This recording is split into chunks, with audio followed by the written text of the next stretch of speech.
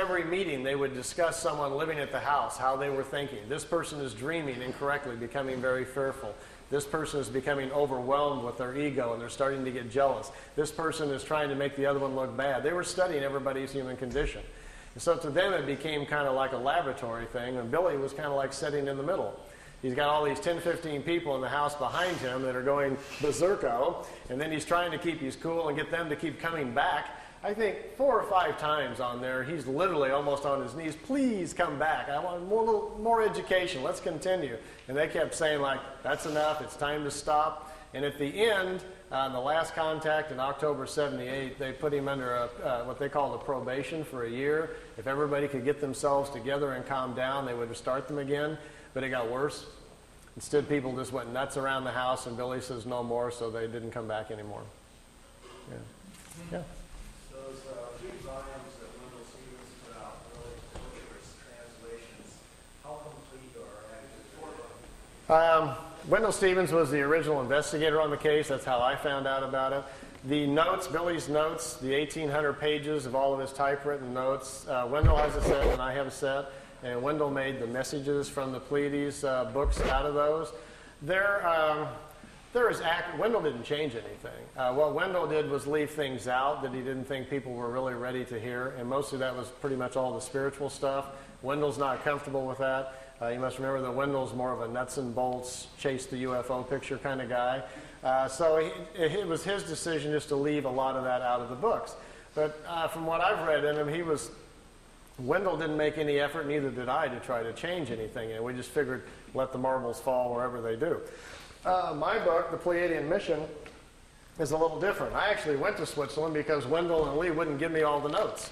And so when I was traveling on my next trip, I said, I'll just go to Switzerland and get them myself.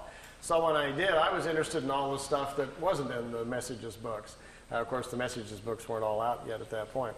So what's in mine is pretty much, most of the book is 67%, 60 to 70%, mostly the spiritual stuff, which is what I was particularly interested in.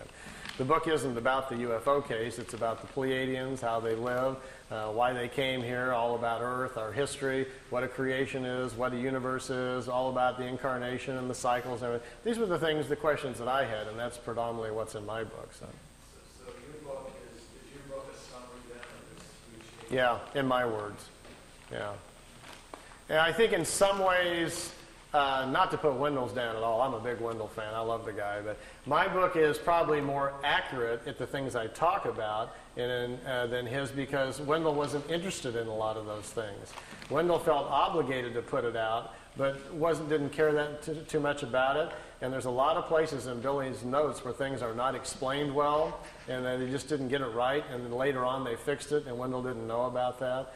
So Wendell didn't take the effort really to look into things that much because he wasn't that interested in it. Of course, reading the translations are an exercise in masochism. I've got one set of them. I used to make sets of them every now and then for study groups. People, the whole pile of them. Yeah, they were translated by a German student who didn't speak English. So he got a dictionary and transliterated it, just word for word without fixing the grammar. So it's as you read it, after you read the first few pages, that you're about getting a headache trying to figure out where the adjectives are. Why isn't the adjective over here? And we don't speak that way. But then you get used to it. You get a flow after a while, and you kind of look at sentence by sentence, and then you start reading them a little bit better. So the translations are lousy.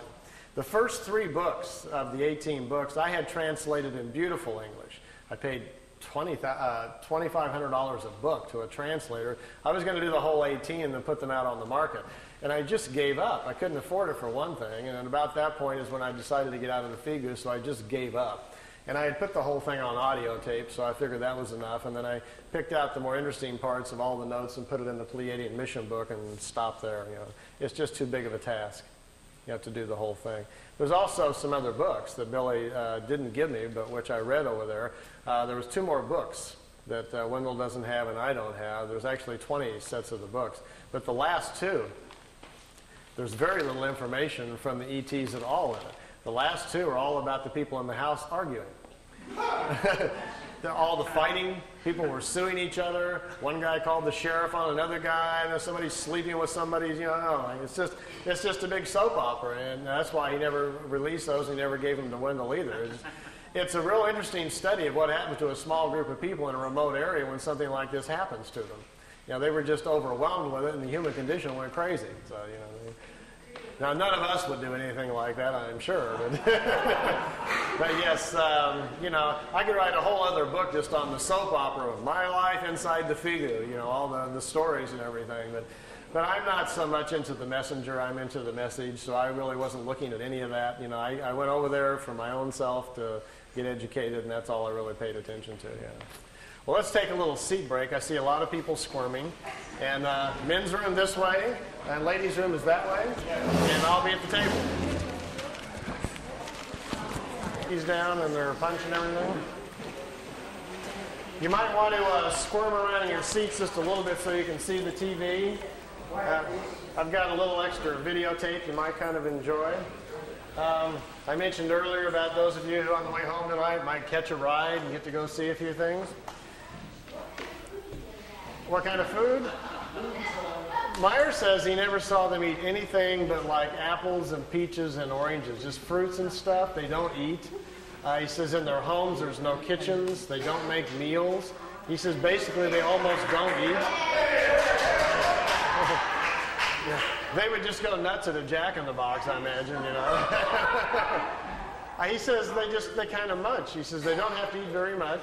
They eat very small quantities. And something in their atmosphere controls their metabolism. They don't get hungry very often. And they don't sleep very much. They sleep like an hour and a half and 2 hours on a 24-hour-a-day cycle. But he says they're in deep REM within a couple of minutes. They just fall out like they're dead. They wake up in about 2 hours. They're totally revitalized. And a lot of them sleep even less than that. So he says they're far more mental. They've gotten to a point with their own evolution where they're more in control of their whole body mentally. And so things are a little different. You know, we're a little out of control with our bodies. So, you know.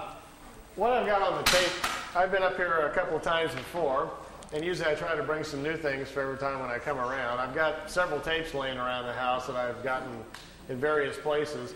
What's on this tape? And I wasn't going to show the tape of the other planets and the mothership of Jupiter and the dinosaurs and things, but I had 4 or 5 people ask me at the table, so I think it's on this tape. So we'll start it up and see if it's in the right spot. So I should tell you a little bit about what it is. So, you know, I know this is a fringe group, but I don't want anybody falling off their chairs there. So. Imagine, if you will, that you did get a chance to ride on one of these, and you said, just as a lark, gee, could you take me up and show me some other planets? And they do, and you start seeing satellites and other equipment around Mars and so forth, and start asking questions. And they tell you, well, there are projects going on your own planet that are already going up to the moon and Mars that they're not telling you about. And these satellites you're looking at and this equipment is part of joint efforts by America and Russia in one group, and also the Germans, the technologists who survived World War II and went on their own, are already building communities up there. They're way ahead of everybody else. So there's some stuff up here that you're not seeing on the evening news. So I'm going to show you a couple of those things. As well, at one point, Billy asked if it was possible to go back in time and actually see dinosaurs.